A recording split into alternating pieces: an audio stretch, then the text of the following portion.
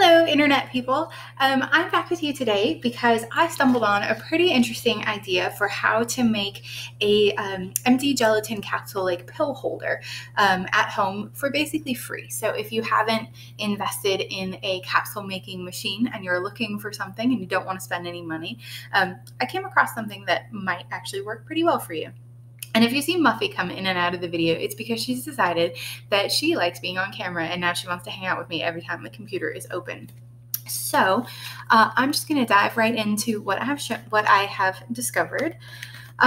So what I was at the store the other day and I bought a bunch of Fancy Feast broths because they were on sale and my kitty cats love them.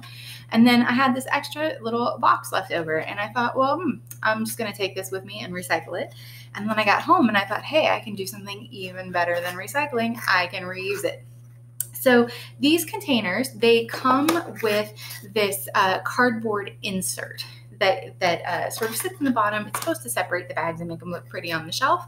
But if you flip it over, it becomes a cool little table inside here. And it doesn't normally have these holes. I got ahead of myself. I already did those. So it makes this really like cool, steady table, and the box itself is very sturdy. So it's pretty nice to use for probably for this pill making, I thought. So what I did is I pulled this insert out and I cut another strip of cardboard the right size to where it. Thank you, Muffy. You going down? Okay, good. Sorry about that. So I cut it the right size to where it would fit in the center. It didn't have to be, perfectly across because I'm not going to make holes all the way over to the edge to hold capsules, but I just needed it big enough that it would fit inside the center when I fold this.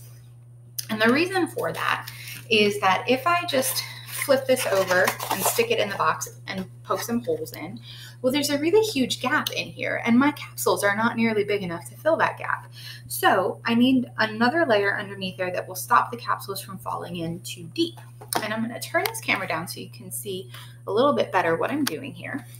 So what I came up with was I cut this extra strip of cardboard that's going to fit into the center. And then for the spacers, I figured out that for a size 5 Gelcap, which is the smallest one on the market, you need 2 extra strips of cardboard to make the right distance. So I have one long strip here, and then on the ends, I've taped on 2 additional strips. So at the edge, it's 3 pieces of cardboard thick, and then in the center, it's just 1 piece of cardboard thick. And so what these will do when I attach the 2 pieces is that these will make a little gap in between here and the piece that's going to cover it, that's going to keep the pills from falling too far down into the container and keep them at the right height so I can work with them. So the way to put it together is take what's going to be your tabletop, but flip it over so you're looking at the inside. Is basically the same way it would have come inside the box. And then the piece with the spacers, you're going to put it so that the spacers are on the bottom when you go to attach the pieces. So if you look at it from the side, you should see a nice gap here in between them. That gap is where the pills are going to basically sit.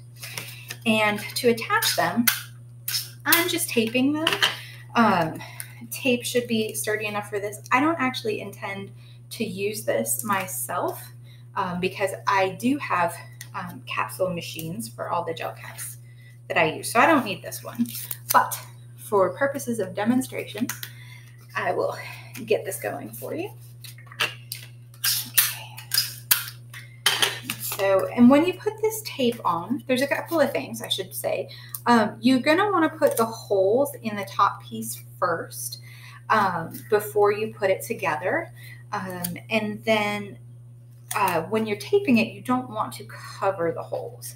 And the way that I made the holes in this one is I just used a regular ballpoint pen and I just poked them through and worked the pen until I got down to the spot where I needed to be. On this particular pen, I know that if I go all the way up to this like ring on the metal bit at the tip, that ring is the right place to stop for a size 5 gel cap, although I didn't do all of these holes perfectly the right size.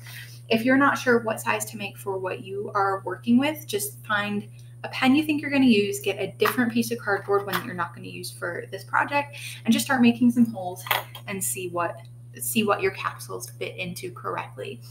A trick that's used with drilling holes into walls pretty often is that if you find the spot where you need to be, mark it with a piece of tape. Or you can mark it with like a permanent marker in this case, but you would go only up until the mark that you make, and then you would stop there. So that would be one way to sort of evenly size these holes. And you can use lots of different things to make them. If you have the right size screwdriver or a screw or a nail or a pen, like I said, you can use just about anything. It's just a matter of finding something that makes a hole the right size. But now that we've got this whole thing together here, now all I have to do is just plop it back together in my box. And I've got this sturdy box to work with.